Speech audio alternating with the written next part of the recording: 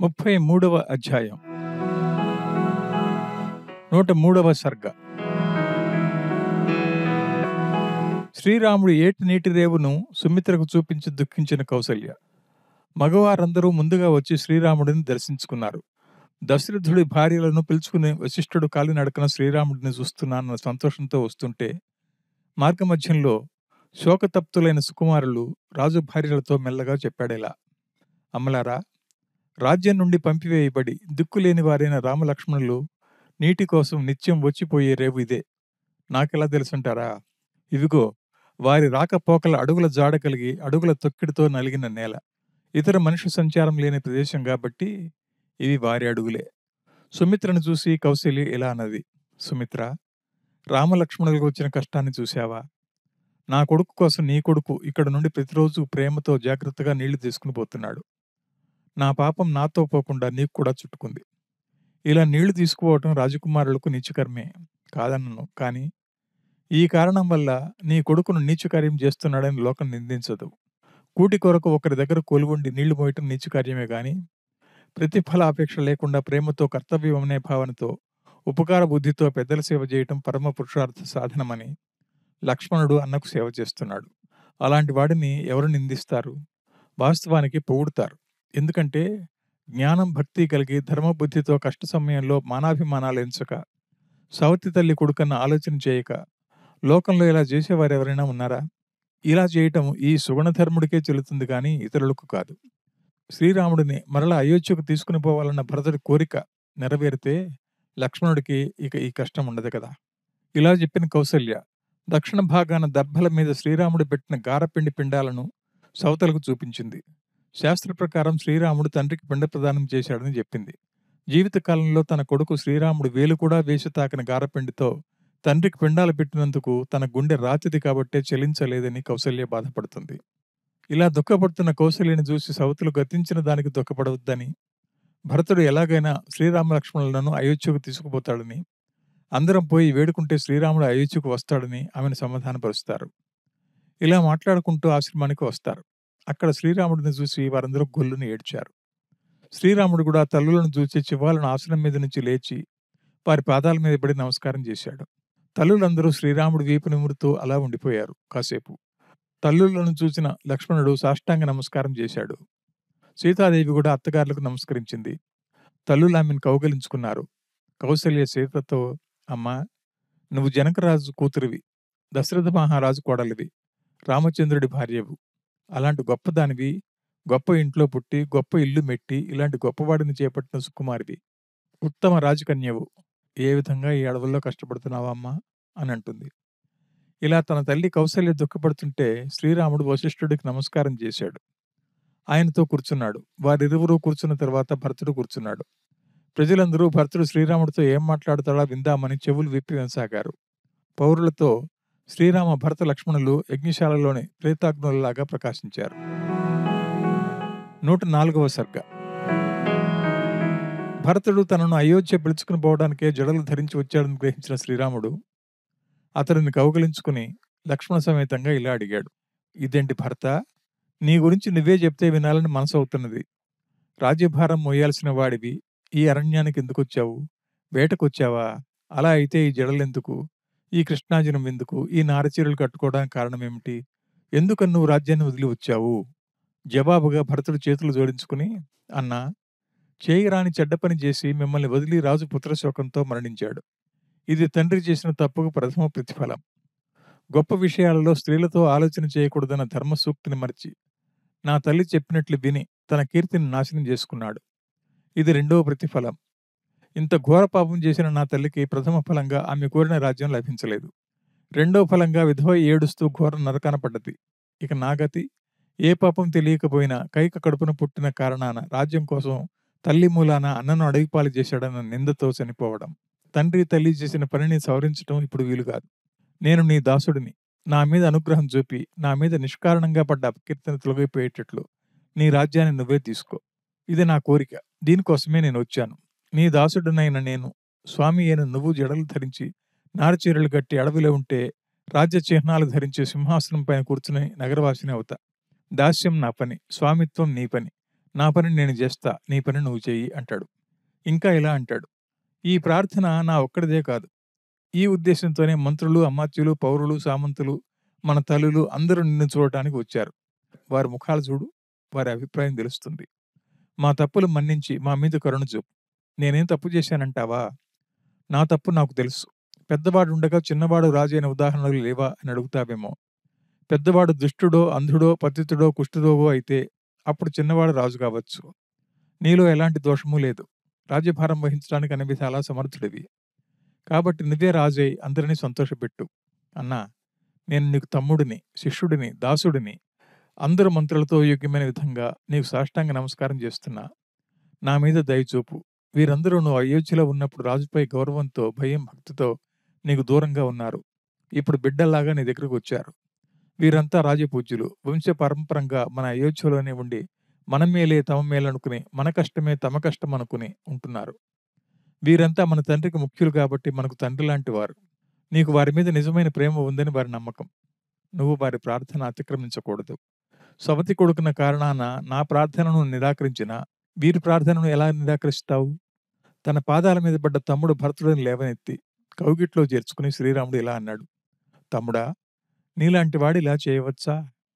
నువ్వే ఇలా చేస్తే జ్ఞానం లేని వారు ఏమంటారు? సహజమైన గొప్ప కులంలో పుట్టి సత్వగుణం కలిగి స్వపౌరుష సాధ్యమైన మహావ్రతనిష్ఠా తేజస్సున్న నువ్వు భూమి కోసం, అన్న కోసం ఇంత పాపం చేయడానికి ఆలోచన చేయటం ఎలా సాధ్యం? నువ్వు చేయాలనుకున్న పాపం చేయలేవు. సత్వగుణం అతిశయిస్తే తమో రజో గుణాలకు నిలువ నీడలేదు కదా. కైకనందన, నీలో ఏ విధమైన అపరాధం లేదని, అలా చేయడం నీకు సాధ్యపడదని నాకు తెలుసు. కాబట్టి నీ విషయంలో నేను తప్పుపడుతున్నానని అనుకోవద్దు. నువ్వు పిల్లతనంతో తల్లిని తిడుతున్నావు. ఆమె నీ మేలు కోరి చేసిందా, కీడు కోరిందా?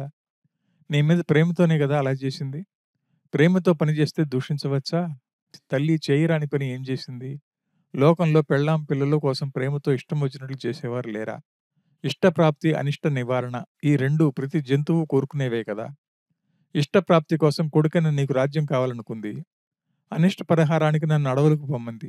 అంతేకాని నా మీద పగ లేదు. ఒకవేళ నా మీద ద్వేషభావమే ఉంటే నన్ను చంపమని అనేది కదా. కాబట్టి కార్యసాధన కొరకు ఎంత చేయాలో అంతే చేసింది గాని అంతకు మించి ఏమీ చేయలేదు. కాబట్టి ఆమెను దూషించడం నీకు తగదు. నువ్వు సాత్వికుడివి, సాధువు కూడా. సాధువులు చెప్పిన విధంగా మన తండ్రి విషయంలో మనం ప్రవర్తించాలా వద్దా? అలా ప్రవర్తించడం న్యాయమే కదా. తండ్రికి కొడుకుల విషయంలో పెట్టడానికి, కొట్టడానికి అధికారం ఉందా లేదా? పెట్టడానికి అధికారం ఉన్న తండ్రికి కొట్టే అధికారం ఉంది కదా. తండ్రి చెప్పింది ఇష్టమైతే చేసి, కష్టమైతే చేయని వాడు కొడుకెలా అవుతాడు? కాబట్టి నన్ను రాజ్యభారం వహించి సుఖించమనకుండా కృష్ణా జనాలు ధరించి అడవికి పొమ్మంటే నేను పోనంటే కొడుకుని ఎలా అవుతాను? నన్ను ఆ మాత్రం ఆజ్ఞాపించే అధికారం ఆయనకి లేదా? తండ్రి చెప్పిన మాట వినేవాడే పుత్రుడు గాని ఇతరులు ఎలా అవుతారు? అలాగే తండ్రిని మనం ఎలా గౌరవిస్తామో తండ్రి కంటే పదింతలు తల్లిని గౌరవించాలి కదా. తల్లి, తండ్రి ఇరువురు మనకు పూజనీయులే. అయినప్పుడు ఇరువురు ఒకే మాటగా నన్ను అరణ్యానికి పొమ్మని ఆజ్ఞాపించినప్పుడు నేను తిరస్కరించడం న్యాయమా? రాజ్యభారం మోయలేనంటున్నావు భర్త. అలా అయితే నీకు ఒక ఉపాయం చెప్తా విను. దానివల్ల నీకు భారం తగ్గుతుంది. తండ్రి వాక్యాన్ని మనం ఇరువురం పాలించినట్లు అవుతుంది. నువ్వు రాజ్యాన్ని, జనపదాలను, నగరాలను అయోధ్యలో నుండి విచారించు. నేను అడవుల్లో నారచీరలు కట్టి జింక చర్మం ధరించి ఏ భయం లేకుండా ధర్మాధర్మాలు విచారిస్తా. ఈ విభజన నేను చేసింది కాదు. లోకానికంతా తెలిసే విధంగా మనకు దాయాది భాగం పంచి తండ్రి స్వర్గానికి పోయాడు.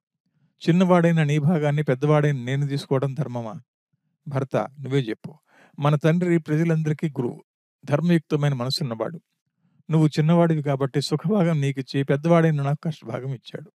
నాకిచ్చిన భాగాన్ని నేను సంతోషంగా స్వీకరించా. నీకిచ్చిన భాగాన్ని నువ్వు అలా చేయకుండా పెనుగులాడటం నీకు తగునా? ఆయన మాట లోకానికంతా ప్రమాణమైనప్పుడు నీకు కాదా? నీ భాగం నీ ఇష్టం. నాకు తండ్రి ఇచ్చింది వనవాస భాగం. దానిని 14 సంవత్సరాలు అడవిలోనే ఉండి అనుభవించి ముగించాలి. ఇదే ఆయనకు నాకు గొప్ప హితమైన కార్యమని నా భావన. ఉభయలోక పూజ్యుడైన తండ్రి ఏం చెప్పాడో అది చేయడమే నాకు శ్రేయస్కరం. అది కాదని సర్వప్రపంచ ప్రభుత్వం లభించినా నాకు సంతోషం కలిగించలేదు. 105వ సర్గ. శ్రీరామ భరతులు కలుసుకున్న నాటి రాత్రి ఆ ఇద్దరు ఏడుపులు, ఓర్పులతో కాలం గడిపారు. ఉదయం కాగానే వారిరువురు మందాకిని నదిలో స్నానం చేసి సంధ్యాధికార కృత్యాలు తీర్చుకున్నారు. భరతుడు, ఆయన మంత్రులు శ్రీరాముడిని సేవిస్తూ ఆయన పక్కనే ఉన్న సమయంలో చాలాసేపు నిశ్శబ్దం ఆవరించింది. ఆ తర్వాత కొంతసేపటికి అన్నను చూసి భరతుడు ప్రేమతో, భక్తితో, గౌరవంతో ఇలా అన్నాడు. తల్లిదండ్రులు కోరిన విధంగా నువ్వు అడవులకు వచ్చానంటున్నావు. చనిపోయిన ఆయన అనుమతి నేను మళ్ళీ ఇప్పుడు తేలేను. ఆయన నీకిచ్చిన ఆజ్ఞ నా తల్లి బలాత్కారం వల్ల జరిగింది. కానీ స్వబుద్ధిపూర్వకంగా కాలేదు. బలాత్కారంగా ఇచ్చిన సమ్మతి కాదని మనవు చెప్పలేదా? వాస్తవం నీకు తెలుసు. ఈ అనర్థానికి కారణం నా తల్లి. ఆమె ఇక్కడే ఉంది. ఆమె చేసింది తప్పని నేను ఆమెకు బుద్ధి చెప్పాను. ఆమె మళ్ళీ నువ్వు అయోధ్యకు రావడానికి అంగీకరించింది. రాజ్యం నాకు దత్తం అన్నావు. అది మోసంగా, అన్యాయంగా నాకు లభించింది. అలాంటిది నాకెందుకు? ఏదో విధంగా నాదేనంటావా? అయితే విస్తారంగా ఈశ్వరునితో కూడిన ఈ భూమినంతా నీకివ్వడానికి పనిగట్టుకుని ఇక్కడికి వచ్చాను. కాబట్టి నువ్వు నా మీద దయ ఉంచి రాజ్యమంతా తీసుకో. అలా అయితే నేను కృతార్థుడిని అవుతాను. నేను నీకు దానం ఇవ్వడానికి రాలేదు. నా సొమ్ము నువ్వు తీసుకో అని చెప్పడం లేదు. తండ్రి నాకు ఇచ్చిన రాజ్యం నన్నే నువ్వు నా స్వామిలాగా తీసుకోమని చెప్పిన వాస్తవానికి రాజ్యం నాది కాదు. కాబట్టి నువ్వే ఏలుకో. మేమందరము నీ వాళ్ళమే. నీది నిన్ను తీసుకోమంటున్నాను గాని నాది కాదు. తల్లిదండ్రులు కోరిన విధంగా నువ్వు అడవులకు వచ్చానంటున్నావు. ఇప్పుడు మేము అడుగుతున్నాం కాబట్టి వెనక్కురా. ఇక్కడ కులధర్మ హాని లేదు. భరతుడు ఇంకా ఇలా అన్నాడు. వానాకాలంలో కట్ట తెంచుకుని వచ్చే ప్రవాహంలాగా ప్రజలు నేను అన్యాయంగా రాజైనానని నా మీద విపరీతమైన కోపంతో ఉన్నారు. వారు అలా చేయటం న్యాయమే. ఇలాంటి సంకట సమయంలో నువ్వు తప్ప వారిని శాంతింప చేయగల సమర్థుడు ఎవరూ లేరు. అన్నా, నువ్విక్కడ ఒంటరిగా ఉండి ఎవరికి మేలు చేస్తావు? గృహస్థాశ్రమం తప్ప తక్కినవన్నీ పరాధీనపు బతుకులే. గృహస్థుడిగా ఉండటానికి అసమర్థుడే సన్యాసి లేదా వనవాసి అవుతాడు. ఇక్కడ నీ ఇంటికి ఏ అతిథి వస్తాడు? ఏ అభ్యాగతి వస్తాడు? వచ్చినా ఎంతమంది వస్తారు? వచ్చి వారికి ఏం పెడతావు? కాబట్టి గృహస్థ ధర్మాన్ని అవలంబించి పాలించు రామచంద్ర. నువ్వు మాకందరికీ రక్షకుడివి. మేము నీకు వృత్యులం. మమ్మల్ని నువ్వు కాపాడకపోతే ఎవరు కాపాడతారు? అలాగే నువ్వు గొప్పవాడివి అయ్యావు కాబట్టి ఇతరులకు ఆరాధ్యుడివి అయ్యావు. నువ్వు మహావృక్షానివి అయ్యావు. మాలాంటి వారు మరుగుజ్జులు. నువ్వు పట్టాభిషేకానికి అంగీకరించడం చెట్టు పూయటం లాంటిది. రాజ్యాన్ని ఏలకుండా ఉండటం అంటే చెట్టు గొడ్డుపోవటమే. ఫలహీనం కావటం లాంటిది. అలాంటి చెట్టును చూసి ఎవరు సంతోషపడతారు? ఈ చెట్టు గొప్ప వృక్షం అవుతున్నది, ఫలిస్తున్నది, తిందామని వేచి చూసే చిలకలు, పక్షులు, మనుషులు ఏ విధంగా సంతోషిస్తారు? నీ శక్తి సామర్థ్యాలు, నీ సుగుణ సంపత్తి ప్రజల్లో ప్రకాశించాలా వద్దా? లేదా అడవి కాచిన వెన్నెల్లాగా ఈ చెట్లలో, మృగాలలో ప్రకాశించాలా? రాజ్యసింహాసనం అధిష్ఠించిన నిన్ను శత్రువులను అణిచివేసే సూర్యుడిలాగా ప్రజలు భావిస్తారు. ఇప్పుడు రాజు లేని కారణాన దేశం శోకాంధకారంలో మునిగిపోయింది. నువ్వు అయోధ్యకు ప్రయాణమైతే సంతోషించేవారు నీ రాజ్యపాలనా సామర్థ్యం, శత్రు సంహారక శక్తి తెలిసిన పురుషులు మాత్రమే కాకుండా ఏనుగులు కూడా కింకారం చేసుకుంటూ నడుస్తాయి. అంతఃపుర స్త్రీలు సంతోషిస్తారు. అలాంటి సహజ స్నేహభావం కలవారిని దుఃఖపెట్టడం నీకు తగునా? ఇలా భరతుడు శ్రీరాముడిని వినయంగా ప్రార్థిస్తున్న వ్యవహారం చూసిన పౌరులు భరతుడిని శ్లాఘించారు. ఓదార్పు మాటలతో శ్రీరాముడు తమ్ముడిని ఇలా సమాధానపరిచాడు. తమ్ముడా, నా వనవాసానికి కైకా దశరథుడు కారణమని నువ్వంటున్నావు. కార్యనిర్వహణలో పురుషుడే స్వతంత్రకర్త అన్నట్టు నీ మాటల్లో అర్థమవుతున్నది. ఆ అభిప్రాయం సరైంది కాదు. పురుషుడు తన ఇష్టానుసారం లోకంలో సంచరించే స్వాతంత్ర్యం కలవాడా? కాదు. అట్లయిన స్వతంత్రుడు ఎవరు? ఎవరికి పురుషుడు పరతంత్రుడు అంటావా? దైవం పురుషుడిని ఈ పక్కకు ఆ పక్కకు లాగి బాధిస్తుంది. పురుషుడే స్వతంత్రుడు అయితే ఎప్పుడు అతడు తన శ్రేయస్సు కోరుకుంటూ తనకు ఏ హాని రాకుండా చేసుకోవచ్చు కదా. సంపాదించిన ధనం ఎంత కాపాడినా నాశనం అవుతుంది. పెరిగినవన్నీ విరుగుతాయి. కలిసిన వారందరూ విడిపోతారు. ధన నష్టం, మరణం, వియోగం, విలయం ఎవరైనా కోరుకుంటాడా? ప్రయత్నిస్తాడా? ఎందుకు ఇలా అవుతున్నాయి? వీటన్నిటికీ పురుష ప్రయత్నం చాలక కాదు, దైవమే కారణం. పండిన పండు ఎల్లకాలం అలాగే ఉండదు. నేలబడక తప్పదు. అలాగే భూమి మీద పుట్టిన మనుషుడు ఎంతకాలం జీవించినా ఏనాడో ఒకనాడు చావక తప్పదు.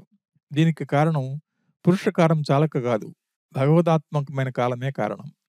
ఎంత బలమైన స్తంభాలు వేసి ఇల్లు కట్టినా కాలాంతరాన క్రమక్రమంగా అది అందం చెడిపోయి కూలిపోతుంది. అలాగే ఎంతటి పురుషుడైనా కాలక్రమాన ముసలివాడై మరణిస్తాడు. దీనికి పురుషకారం చాలకపోవటమే కారణమంటావా? గడిచిన రాత్రి మరలి రాదు. అలాగే సముద్రంలో కలిసిన యమునా నది మళ్లీ యమునగా వెనక్కి రాదు. అలాగే పోయినవాడు మళ్లీ తిరిగి రాడు. సముద్రంలో కలిసిన యమునగా రాదు గాని ఆ నీళ్లు సూర్యరశ్మికి ఆవిరై, మేఘమై, వర్షమై మళ్లీ ప్రవాహంలో కలిసిపోవచ్చు కదా. ఎండాకాలంలో సూర్యుడు తన వేడి కిరణాలతో నీళ్లను పీల్చినట్లే రేయి పగలు అనేవి పోయి జీవజంతువుల ఆయువును హరిస్తున్నాయి. కాబట్టి ఆయువు ఇలా వ్యర్థమైపోతున్నదే అని నీ కొరకు ఏడువు. అంతేగాని ఇతరుల కొరకు ఏడ్చిన లాభం ఏమిటి? తమ్ముడా, ఆయువు శాశ్వతమా? ఆయువు శాశ్వతం కాదు. పోయిన నిమిషం మళ్ళా రాదు. కాబట్టి పోయే నిమిషం వ్యర్థం కాకుండా చూసేవాడు వివేక్. పుట్టినవాడు చావటం నిజం. ఆయువు నువ్వెలా ఉన్నా క్షయిస్తుంది. కాబట్టి నువ్వేం చేస్తే ఆవలి చేరుతావో ఆలోచించు. తమ్ముడా, మృత్యుదేవత ఎక్కడి నుండో వస్తుందని అనుకోవద్దు. పురుషుడితోనే పుడుతుంది.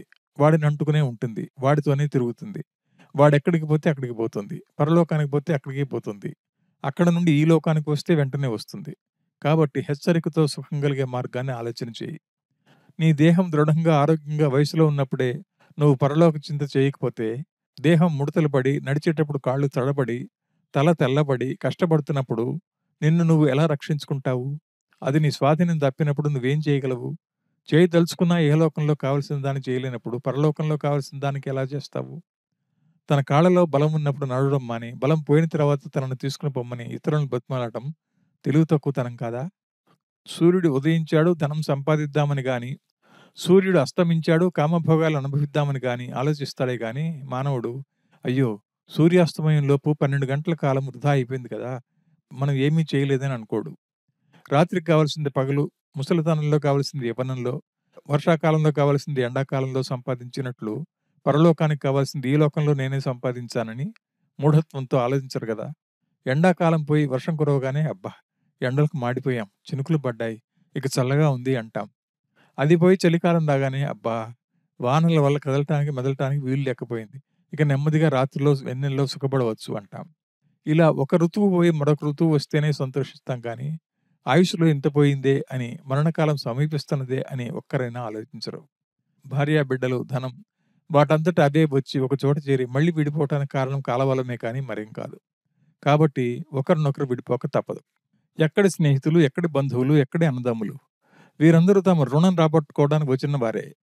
రుణం తీరగానే పోయేవారు బంధువులు ఎలా అవుతారు? మనం కూడా పెద్దవారు పోయిన బాటలోనే పోవాలి. నీటి ప్రవాహం వేగంగా పోయినట్లే వయసు పోతుంది. ప్రవాహం ఎలా వెనక్కు రాదో అలాగే వయసు రాదు. అందుకే సుఖం కావాలనుకునేవారు మనసును నియంత్రించి నీతి మార్గంలో నడపాలి. క్షణభంగురమైన ఐహిక సుఖం కంటే శాశ్వతమైన మోక్ష సుఖం చేరుకోవాలి. భరత, మన తండ్రి భూమి మీద పుట్టిన పురుషుడు రాజైనవాడు. స్వర్గలోక ప్రాప్తి కొరకు చేయాల్సిన ధర్మాలన్నీ చేశాడు. ధర్మబుద్ధితో యజ్ఞాలన్నీ చేశాడు. ఆ యజ్ఞాలలో బ్రాహ్మణులకు శాస్త్రోక్తంగా దక్షిణలు ఇచ్చాడు. వారు సంతోషపడ్డారు. తనను ఆశ్రయించిన భృత్యులకు, భూప్రజలకు వారి వారి యోగ్యతానుసారంగా దానాలు చేశాడు. ఇష్టం వచ్చిన సుఖాలు అనుభవించాడు. సత్కార్యాలు ఎన్నో చేశాడు. దీర్ఘకాలం బతికాడు. ఈ లోకంలో ఈ పుణ్యాలు చేసినందుకు స్వర్గలోక సుఖాన్ని పొందాడు. ఇలాంటి తండ్రి కోసం నువ్వెందుకు శోకిస్తావు?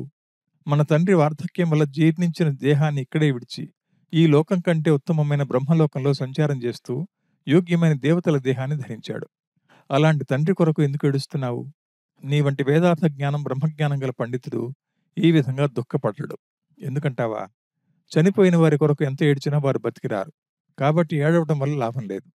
ధైర్యం గల బుద్ధిమంతుడు ఎంతటి కష్టం వచ్చినా కన్నీరు కార్చడు. కాబట్టి నీ మనసు కుదుటపరుచుకో, బాధపడవద్దు. అయోధ్యకు పోయి రాజ్యభారం వహించు. తండ్రి చెప్పిన విధంగా నేను 14 సంవత్సరాలు వనవాసం చేస్తా. తండ్రి ఆజ్ఞ నేను వ్యర్థం చేయవచ్చా? నాలాంటి వాడికి ఇది ధర్మమా? మనకు తండ్రి, బంధువు అతడే కాబట్టి మన తండ్రి మాట గౌరవించడం కీర్తికరం. నువ్వలా చేయటం నాకు ఇష్టం. తండ్రి మాటతో సమానమైన నా మాట విను. స్వర్గాలకు సుఖం కోరేవాడు తండ్రి మాట ప్రకారం నడుచుకోవాలి. తండ్రి మాట ధిక్కరించి ఏ ధర్మం చేసినా, ఎంత భూతదయ కలిగినా వ్యర్థమే. మన తండ్రి ఎలాంటి సాధువర్తనం గలవాడో ఒక్క అసత్యమైనా చెప్పాడేమో ఆలోచించు. అలాంటి వాడికి మన వల్ల అసత్య దోషం రావచ్చా? ఇది మన చేతిలో పని గాని ఆయన చేసేది కాదు. ఇదంతా ఆలోచన చేసి రాజ్యభారం వహించు.